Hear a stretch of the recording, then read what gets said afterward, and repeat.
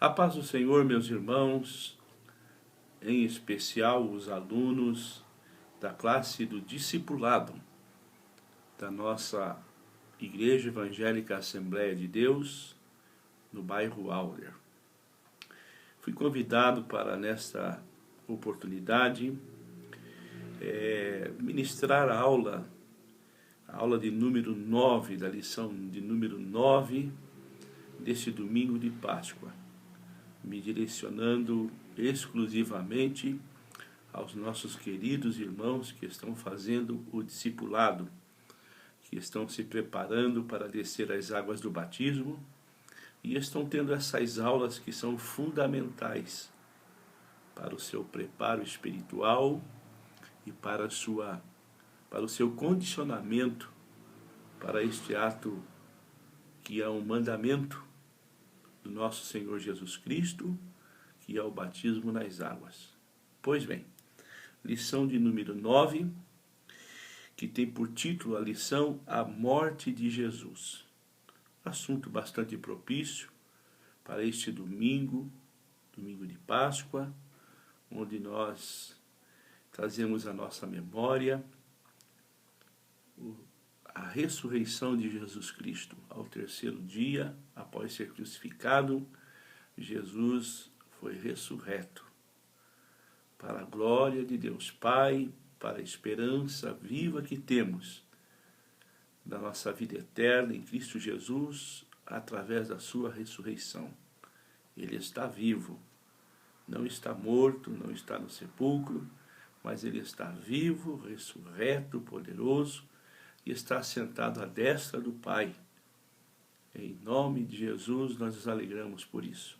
Pois bem, o texto bíblico base desta lição desta manhã está registrado no Evangelho de Marcos, segundo escreveu o evangelista Marcos, o capítulo de número 15 e o versículo de 33 até o versículo 40.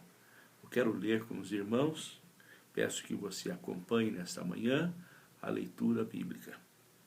E chegada a hora sexta, houve trevas sobre toda a terra até a hora nona. E a hora nona, Jesus exclamou com grande voz, dizendo: Eloi, Eloi, lama sabachthani. Isso traduzido é: Deus meu, por que me desamparaste? E alguns dos que estavam ali, ouvindo isso, diziam: Eis que clama por Elias. Versículo 36. E um deles correu e bebeu uma esponja em vinagre, e pondo numa cana, deu-lhe a beber, dizendo: Deixai, eis que chamam. Deixai, vejamos se virá Elias tirá-lo. E Jesus, dando um grande brado, expirou, e o véu do templo se rasgou em dois, de alto a baixo. E o centurião que estava defronte dele, vendo que assim clamando expirava, disse: verdadeiramente este homem era o Filho de Deus. E também, versículo 40, e também ali estavam algumas mulheres, olhando de longe, entre as quais também Maria Madalena e Maria, a mãe de Tiago o menor, e de José e Salomé. Esse é o texto bíblico básico usado para a meditação dessa lição número 9. Eu quero ler também aqui a meditação, que é bastante importante. E eu, quando for levantado da terra, isso são palavras do próprio Jesus, todos atrairei a mim. E dizia isso, significando-lhe que a morte havia de morrer. De que morte havia de morrer. Respondeu-lhe a multidão: Nós temos ouvidos da lei que o Cristo permanece para sempre. E como dizes tu que convém que o Filho do Homem seja levantado? Quem é esse Filho do Homem? Pois bem, então nós vamos caminhar na nossa lição desta manhã, meditando, conversando com os irmãos, orientando. E depois, no final desta aula, eu quero dar a oportunidade a vocês que tiverem alguma dúvida, alguma pergunta a fazer, que entrem em contato conosco né? Através do nosso WhatsApp ou através do nosso contato que temos na nossa congregação. Pois bem, comentário, introdução. Nós vamos entrar na introdução, vamos comentar com vocês esse assunto bastante interessante. Comentário, introdução. A lógica humana não compreende as coisas de Deus. Esse ditado possui grande similaridade com o texto de 1 Coríntios capítulo 2, verso 14, que diz: Ora, o homem natural não compreende as coisas do Espírito de Deus, porque lhe parecem loucura, e não pode entendê-las, porque elas se discernem espiritualmente. Sem dúvida alguma, a morte de Jesus enquadra-se nessa perspectiva. Esperado como pomba, com pombas, né? E nasceu em meio à simplicidade. Aguardado como rei, nos moldes dos grandes soberanos do mundo antigo, manifestou-se como filho de um humilde carpinteiro de Nazaré. Pensado como imortal, apresentou-se como um ser humano comum, sujeito a todas as agruras da humanidade, tendo uma das mortes mais dolorosas e humilhantes do mundo antigo. Como entender tal personagem como as mais importantes e central de todo o universo? Realmente é difícil para a mentalidade humana, natural ou racionalista. Essa é a nossa aula de hoje. Nesta época em que Jesus nasceu e palmilhou a esta terra, o povo judeu ele estava escravizado pelos romanos. E a agonia era tão grande. E como o povo judeu, o povo escolhido, o povo de Deus, que estava debaixo e que ainda está debaixo das promessas que Deus fez lá atrás, lá no início, a Abraão, depois a Isaac, a Jacó, enfim, essas promessas de Deus para este povo, compreendia em uma liberdade para adorar a Deus, para servir a Deus. E nessa ocasião em que Jesus veio a este mundo, o povo judeu, o povo de Deus, estava vivendo uma opressão muito grande do povo romano, da nação romana. E eles então clamavam pela vinda do Messias. Eles imploravam pela vinda do Messias, que viria libertá-los deste jugo, desta forma de escravidão que eles viviam debaixo das mãos fortes dos romanos. E aí Jesus vem, cumprindo o plano de Deus para a salvação do homem, e Jesus vem, mas eles esperavam que Jesus viesse de uma forma diferente, como nós lemos na introdução. Eles esperavam que Jesus vinha, como no início da introdução aqui, com toda aquela pompa de um libertador, de um rei, de um poderoso. E não foi dessa forma que Jesus veio. E a introdução da lição diz sobre essa dificuldade de as pessoas entenderem essa questão. A tal ponto, meus irmãos, que Jesus acabou sendo rejeitado pelo seu próprio povo.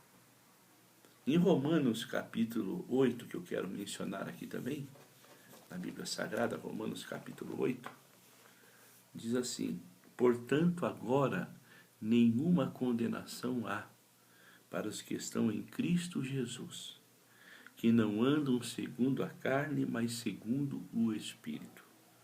Porque a lei do Espírito é vida em Cristo Jesus, e me livrou da lei do pecado e da morte. Porquanto que era impossível a lei, visto como estava enferma pela carne, Deus, enviando o seu Filho em semelhança de carne do pecado, pelo pecado condenou o pecado da carne. O que quero dizer com a leitura desse texto? Que a lei do Espírito, para aqueles que são espirituais, ela faz com que o espiritual entendam as coisas espirituais. E quem não é espiritual é carnal. Sendo carnal, não vai entender as coisas espirituais. O almejo que o povo de Israel tinha era de um rei, de um líder político, de um rei poderoso que viesse libertar eles do jugo dos romanos. E não foi assim. Porque o plano de Deus é muito maior do que o contexto humano, do que a necessidade humana.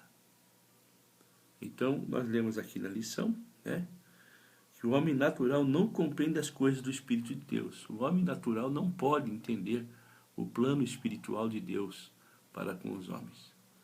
O homem carnal, o homem espiritual entende. O homem natural não compreende as coisas do Espírito de Deus, porque lhes parecem loucura. E não pode entendê-las porque elas se discernem espiritualmente. Quando você, querido aluno da classe do discipulado, que se entregou inteiramente ao Senhor Jesus, entregou a sua vida, sua alma ao Senhor Jesus, você passou a ser um homem, uma mulher, um moço, uma moça espiritual. Sendo assim, você entende, você compreende as coisas espirituais, o plano de Deus para a salvação do homem. Aqui ele diz que realmente é difícil para a mentalidade humana, natural ou racionalista entender essas coisas, não é? Como pode se esperar uma coisa e vir outra? Como se pode esperar um rei, um político, uma autoridade, um libertador e vir alguém que nasceu numa manjedoura, numa simplicidade, filho de carpinteiro, com uma promessa de salvação eterna para o ser humano? É difícil entender isso. Hoje, nos nossos dias, é a mesma coisa, né? Muitas pessoas estão rejeitando, muitas pessoas estão recusando o Evangelho, porque para eles é muito difícil entender, né? Entender este plano maravilhoso que compreende a vinda de Jesus para a salvação do homem. Pois bem, vamos para o ponto de número 1 da nossa lição. Necessidade da morte de Cristo. 1.1. Com o pecado veio a morte. A morte é consequência direta do pecado. Quando o Criador advertiu o casal progenitor, o casal Adão e Eva, que estavam no paraíso, ele disse que no dia que eles desobedecessem, eles morreriam. E essa foi a orientação. Lá no Jardim do Éden haviam muitas árvores frutíferas, que Adão e Eva tinham a liberdade de comer o fruto que quisesse, de qualquer árvore que estava disponível no jardim. Mas Deus disse que daquela árvore que estava no centro, lá do paraíso, eles não deviam tocar naquela árvore, não deviam tomar aquele alimento. Deus estava provando a obediência, a fidelidade daquele casal. Ele disse que no dia que eles desobedecessem, eles morreriam. Como se sabe, eles não morreram fisicamente. Não foram fulminados, quando na viração do dia, Deus, como fazia todas as tardes, se apresentava diante deles para conversar, perguntar como é que foi o dia, o que fizeram, e não os encontrou, porque eles estavam escondidos, não é? Eva foi tentada pela serpente e cedeu à tentação e acabou convencendo seu marido Adão, e os dois pecaram. E aí viram que estavam nus e caíram em si, que eles erraram, que eles foram desobedientes, que eles cederam à tentação, e a providência que tiveram foram se esconder de Deus. E aí Deus então se apresenta a eles, e eles estão escondidos, estão envergonhados, porque agora eles percebem que estão nus, e aí então estão escondidos, e Deus vai até eles. Deus não os mata, não os fulmina fisicamente. Poderia ter feito isso e iniciado uma nova criação, uma nova geração, pois bem, isso não vem ao caso. Mas eles foram morrendo de que forma? né? Não morreram fisicamente, mas perderam todo o direito e a regalia que tinham no Jardim do Éden e passaram a sofrer as consequências do pecado da desobediência. Como não se sabe, eles não morreram no dia em que comeram, mas além da separação e da barreira colocada entre si, e também em relação ao Criador, passaram gradativamente a decair, culminando na morte física. 1.2. A ruptura entre Deus e a humanidade. Como o nosso primeiro representante decidiu desobedecer ao Criador, trazendo com este ato de rebelião e a morte, houve uma ruptura radical entre Deus e a humanidade. Você já sabe disso. Tal separação marcou a trajetória humana até o nascimento de Jesus, que ao encarnar-se inaugura um novo tempo. Enquanto o Filho de Deus não vinha, o Criador oferece várias possibilidades de arrependimento aos seres humanos. No período de Adão e Eva, até Jesus, Deus sempre teve um plano de remissão, um plano de redenção, que era através das leis, dos sacrifícios, dos animais que eram oferecidos, por expiação dos pecados, através do sumo sacerdote, através dos sacerdotes. E por um bom tempo foi dessa forma. O povo pecava, se arrependia, oferecia a sua oferta, o seu sacrifício, o melhor que tinha, e Deus perdoava. Mas esse período terminou quando Jesus, então, foi oferecido e veio a este mundo como uma oferta maior, como um sacrifício maior, oferecido de Deus para nós. 1.3, vamos ler. A restauração entre Deus e a humanidade. Conforme a Epístola dos Hebreus informa, quase todas as coisas, segundo a lei, se purificam com sangue. E sem derramamento de sangue não há remissão. Isso está registrado em Hebreus, capítulo 9, e o versículo de número 22. Como o sistema legislativo do Antigo Testamento estipulava que era necessário expiar os pecados através de sacrifícios de animais, e posteriormente se concluiu que tais sacrifícios não mudavam em termos de condições diante de Deus, e muito menos do pecador em termos de arrependimento. Por quê? Porque aí começou a virar uma rotina, e pecava-se e sacrificava-se, pecava, sacrificava, e aquilo virou uma rotina, a tal ponto que Deus já não aceitou mais, já não recebeu mais esse tipo de sacrifício. Houve necessidade de um sacrifício único e definitivo. Esse foi o cumprimento total da lei que Jesus se referia, dizendo que até que o céu e a terra passem, nenhum jota ou um tio se omitirá da lei sem que tudo seja cumprido. Deus oferecera o sistema e somente ele poderia encerrá-lo. De igual forma, o pecado entrou no mundo através de um homem e somente um novo representante da humanidade poderia vencê-lo. Dessa forma, vemos claramente a situação de Deus e da humanidade em uma única pessoa. Deus executando em Jesus a justiça que cobrara e, ao mesmo tempo, mostrando à humanidade igualmente em seu Filho que era possível resistir ao pecado, deixando de fazer a própria vontade para fazer a do Pai. Deixa eu fazer você entender uma coisa. O pecado, quando você ouve esse termo, né, essa expressão, que o pecado entrou através de um homem, certo?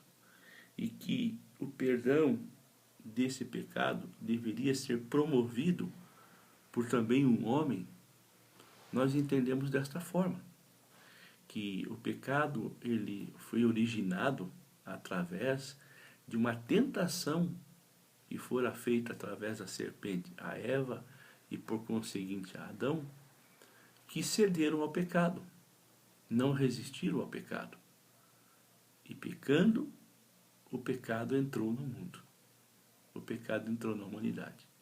E agora precisava que um outro homem viesse e sofresse as tentações como nós sofremos, mas que não pecasse.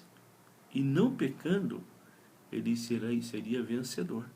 Ele triunfaria sobre o pecado, sobre a tentação, dando provas que nós, como homens, seres humanos, devemos resistir ao pecado, devemos vencer o pecado e devemos triunfar sobre o pecado. E podemos, porque esse segundo homem, o primeiro homem foi Adão, e esse segundo homem é Jesus Cristo. E ele, como homem, né, a Bíblia diz que ele não teve usurpação ser igual a Deus, mas ele se fez homem, ele se fez carne, né?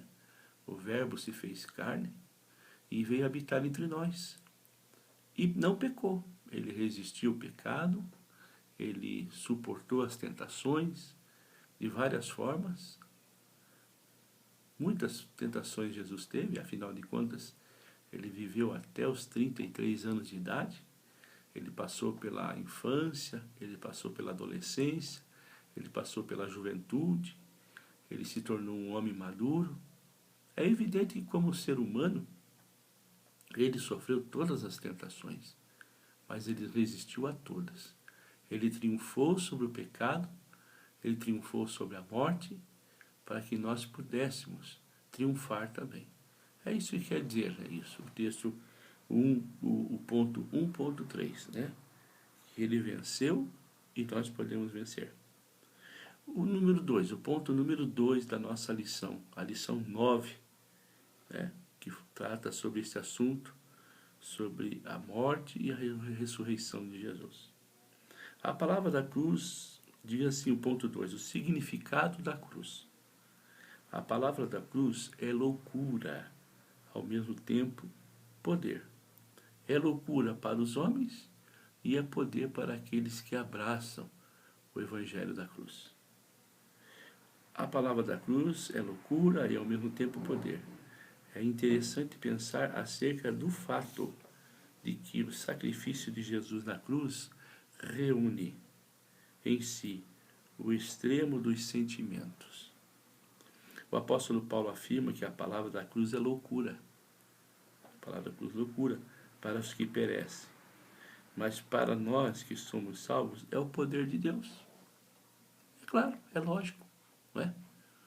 Quem não é espiritual, quem é carnal, não pode entender isso. Como pode um homem morrer por um outro homem?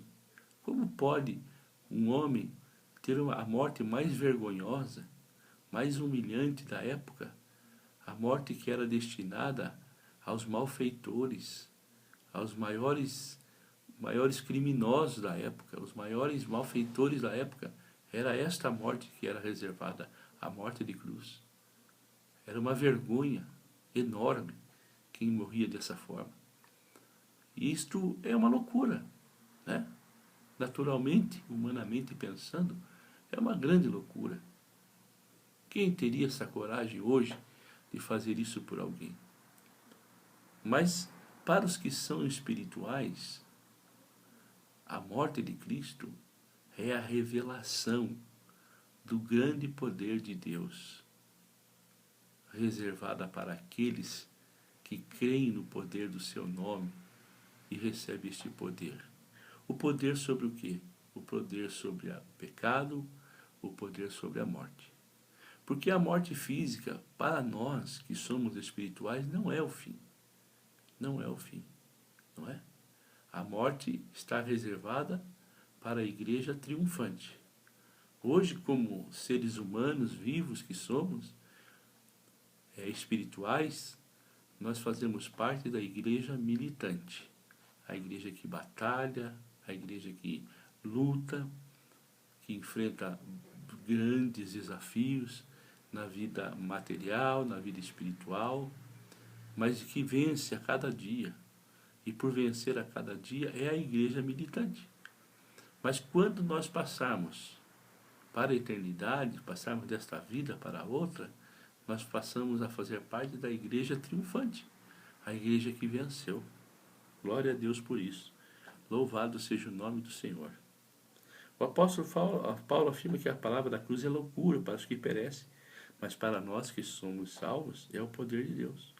Loucura era um dos diagnósticos mais sombrios da antiguidade, pois tirava a pessoa do convívio da família, submetendo-a a um estado de vida extremamente precário e sombrio. Contrariamente, o poder desse tempo sempre foi e ainda é um dos maiores desejos da frágil humanidade. É o poder, né? As pessoas querem o poder. O paradoxo da cruz é que ela, instrumento de execução, torna-se na perspectiva divina e dos que acolherem a palavra do Evangelho uma manifestação do poder de Deus, que eu falei, né? Uma manifestação do poder de Deus. Todos aqueles que recebem, né, o Evangelho, que creem no Evangelho, que aceitam o Evangelho, que aceitam a Jesus como Salvador, então recebem sobre si este poder, o poder do Evangelho. Muito bem, vamos para o 2.2. Escândalo para os judeus. Em uma de suas mensagens, ao falar da sua morte, disse como se daria, Jesus foi interpelado pela sua audiência, com a seguinte objeção: nós temos ouvido da lei que o Cristo permanece para sempre. E como dizes que convém que o Filho do Homem seja levantado? Quem é esse Filho do Homem? Como já foi dito em lições anteriores, o grave problema dos judeus era alimentar uma expectativa irreal acerca de Cristo, né? Acerca de Cristo, o Messias. Enquanto eles esperavam um rei político que reconstruísse o templo e estabelecesse o culto judaico, o enviado de Deus encerraria tal sistema, oferecendo-se ele próprio como sacrifício. Além disso, havia também uma cláusula gravíssima na lei para quem fosse executado com morte de cruz. Daí o porquê de o judeu achar a pregação de Cristo, da cruz, um escândalo. Como eu disse no início da aula, eles esperavam um rei poderoso, um rei que formaria talvez um grande exército poderoso, né? Ao ponto de eles acharem até que este rei seria um rei imortal, né? E de repente eles ouvem uma mensagem diferente, né? Com uma proposta diferente, né? Uma proposta que não se resumiria somente na vida presente, no tempo presente, mas uma proposta que falava sobre uma vida eterna, sobre algo eterno, algo que não se findaria. Mas que dentro desse propósito, dentro dessa proposta, tinha um caminho a seguir. E nesse caminho tinha um momento de sacrifício, um momento de entrega, justamente para invalidar tudo aquilo que foi feito no passado, para invalidar todo aquele sacrifício de animais que já não tinha mais efeito, né? Um sangue precisaria ser derramado, não mais um sangue de animal, mas um sangue puro, um sangue de um homem, um sangue que seria usado como remissão completa, total, de todos os pecados dos homens. A Bíblia diz que todos pecaram e destituídos foram da glória de Deus. Todos nós fomos destituídos, quer dizer, perdemos o direito da glória de Deus. Mas que necessário era que houvesse um sacrifício, uma morte, o derramamento de sangue definitivo, que não precisasse mais ter. E é isso que o povo judeu não entendeu. Muito bem. Vamos falar sobre o 2.3 rapidinho, que nosso tempo já está acabando. A loucura para os gregos. Como é do conhecimento de todos, os gregos supervalorizavam o conhecimento e a filosofia.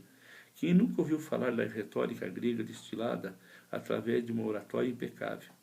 Assim se formavam as escolas da filosofia. Quanto mais poderoso, eloquente, persuasivo e convincente fosse o argumento, mais adeptos se amelhavam para aquela escola. Assim, quando o apóstolo Paulo fala que os gregos buscam sabedoria, é que de sua boca eles ouviram apenas a pregação acerca de Cristo crucificado. Na verdade, ele está revelando que se recusa a fazer um discurso cuja fé de pessoas se apoia em sua oratória e não no Evangelho. O que os gregos achavam loucura explica-se pelo fato de que na mitologia grega os humanos foram alçados à condição de divindades, sendo os chamados semideuses, uma mistura híbrida que resulta em um ser imortal. Falar de um Deus que deixa a condição da imortalidade, submetendo-se à imortalidade, é algo que equivale à loucura para a mente racionalista grega. Aquilo que eu disse, não é? Todos esperavam um Deus imortal. Eles não aceitavam, e o povo judeu até hoje ainda, né?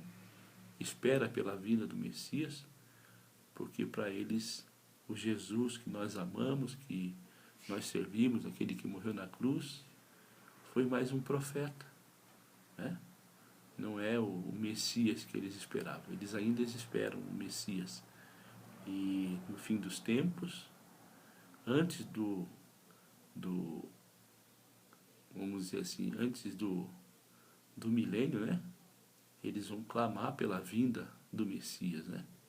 E aí Jesus vai descer no Monte das Oliveiras e vai abrir os seus braços, as suas mãos, e eles verão as feridas nas mãos de Jesus. E eles farão uma pergunta para o Messias: Messias, Messias, que marcas são essas nas tuas mãos? E Jesus então vai responder: essas marcas foram as marcas das feridas que recebi na casa dos meus irmãos. Muito lindo isso, muito lindo. Ponto 3. Da morte de Cristo, nossa redenção. Isso aqui é importante. Nós temos 9 minutos para nós falar sobre isso aqui. Livres da tentação de querermos nos auto-salvar. Todo o sistema religioso baseia-se na permissiva de que precisamos fazer alguma coisa para merecermos a salvação. O sacrifício do Filho de Deus livra-nos dessa tentação, pois somos salvos pela graça. Somos salvos pela graça de Deus, pelo dom intercedido do Pai que, através de Jesus Cristo, cumpriu todas as exigências do sistema sacrificial, garantindo-nos salvação. Pelo lado da lei, ele cumpriu toda a justiça. Pelo lado humano, ele em tudo foi tentado, porém não pecou, demonstrando que o casal progenitor poderia ter resistido à tentação a que foram submetidos. Adão e Eva poderiam ter resistido. Eles poderiam ter passado por aquela tentação e ter resistido. E agora, nesse ponto 3 aqui, o sacrifício de Deus, do Filho de Deus, livrou-nos dessa tentação. Qual a tentação? De acharmos que nós precisamos pagar alguma coisa por esse sacrifício, por essa salvação. Não. É graça. É graça. Aceitar este sacrifício, né? Esta graça, é de graça, né? Não nos custa nada. Não tem nenhum valor a ser pago. Quando fala em graça, graça é favor imerecido. Eu não merecia, você que está fazendo discipulado não merecia, você que daqui a alguns dias vai descer as águas do batismo, né? Você não vai precisar pagar nada, porque é um favor imerecido, é graça. E é interessante essa questão da graça, porque por mais que você faça por merecer, né, é graça. E se você não fizer nada para merecer, é graça também, né? Se você for uma pessoa muito boa, fazer muitas coisas boas, fazer tudo direitinho, cumprir com todas as obrigações, tudo, tanto na sociedade como na família, você é alvo dessa graça. Você é alvo dessa graça. Mas também se você conhecer um grande criminoso, um assaltante, um bandido perigoso, mas essa graça é para ele também. Ele também tem o direito dessa graça. Glória a Deus por isso. 3.2. Livres da tentação de querermos ser Deus. O grande pecado da humanidade sempre foi querer ser como Deus. No Éden, a proposta foi exatamente essa, né? Deus não quer que vocês comam desta árvore aí, porque se vocês comerem desta árvore, vocês vão ser igual a Deus. Vocês vão ser igualzinho a Ele. E essa foi a proposta da serpente para o casal progenitor, os nossos primeiros pais. Não é? Foi assim, dessa forma. Vocês vão ser igual a Deus. Isso é uma tentação, não é?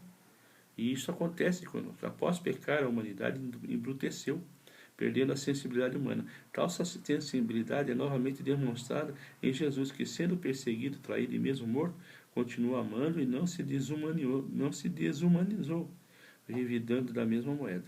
É por isso que o Senhor ensina-nos a sermos perfeitos como perfeito Ele é, o Pai que está no céu. Ser santo não significa tornar-se um Deus, mas justamente o contrário. É vivermos na condição humana, de forma como o Criador projetou-nos para que fôssemos. Tal padrão não se encontra na figura do primeiro Adão, e sim no último que é o perfeito, que é Jesus. Glória a Deus por isso. 3.3. Livres da tentação de acharmos que somos bons. Desde a completa degeneração antediluviana, verificamos que a humanidade não consegue produzir boa vida e conscientemente ser boa. Há em nossa natureza uma propensão natural para a prática do mal. E isso é o tal ponto que o apóstolo Paulo chega a dizer que o bem que ele desejava fazer, olha que interessante, apóstolo Paulo, palavras do apóstolo Paulo, a maior, vamos dizer assim, depois de Jesus Cristo, a maior autoridade da Bíblia no Novo Testamento, não é? Paulo disse assim, olha, Paulo chega a dizer que o bem que ele desejava fazer não conseguia, sim, mas o mal que ele tentava evitar era constante em sua vida. Então, assim, nós somos seres humanos, falíveis, sujeitos a pecar, e o mal sempre está batendo a nossa porta. Às vezes queremos fazer o bem e não conseguimos, porque somos humanos. E o mal que não queremos fazer, isso que fazemos. E Deus sabe, Deus conhece a nossa natureza, por isso que Ele nos perdoa. Eu estava pensando essa semana a respeito disso, né?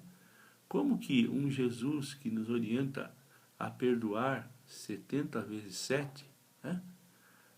Não vai nos perdoar? Ele também vai nos perdoar. Se é Ele que está nos ensinando, Ele vai nos perdoar também dos nossos pecados.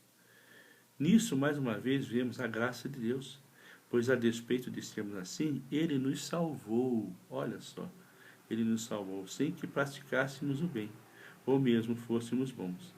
Assim, a bondade de Deus deve fluir em nossa vida, como resultado de termos acolhido a palavra do Evangelho e de sermos imitadores de Cristo. Oh, glória a Deus! Vamos para a conclusão, então, falta 3 minutos. A morte de Jesus Cristo, diferentemente da imagem derrotista que alimentamos acerca dos que sucumbem na batalha, não foi fruto da fraqueza. Ao contrário, Jesus morreu porque voluntariamente deu a sua vida e também autoridade para alguém a executasse. Longe de uma derrota, foi a maior vitória que alguém já obteve, pois representou o cumprimento irrestrito de um caminho que todos os seres humanos fazem de forma imperfeita. Jesus nasceu, cresceu, desenvolveu e morreu, sem nunca ter desobedecido o Pai. Ele venceu e, como a nossa fé apoia-se nele, podemos descansar na confiança de que a cruz é suficiente para proporcionarmos a salvação. Então, meus queridos irmãos, encerramos aqui a meditação da lição de número 9 da nossa revista da Escola Bíblica Dominical das Igrejas Evangélicas Assembleias de Deus no Brasil, com o tema A Morte de Jesus. O que significa para nós a morte de Jesus? A morte de Jesus simboliza, né, a vitória sobre o pecado, e ao ressuscitar ao terceiro dia, a morte de Jesus simboliza a vitória sobre a morte, né? O perdão dos nossos pecados, a remissão dos nossos pecados e a certeza que nós temos o nosso nome escrito no livro da vida. Deus abençoe você, querido aluno do discipulado. Quanto antes, batize-se nas águas, cumpra os mandamentos da palavra de Deus e seja uma pessoa abençoada. Grande abraço a todos, do seu servo, pastor Mário Portugal, da Assembleia de Deus do bairro Auer, em Curitiba. Deus a todos abençoe.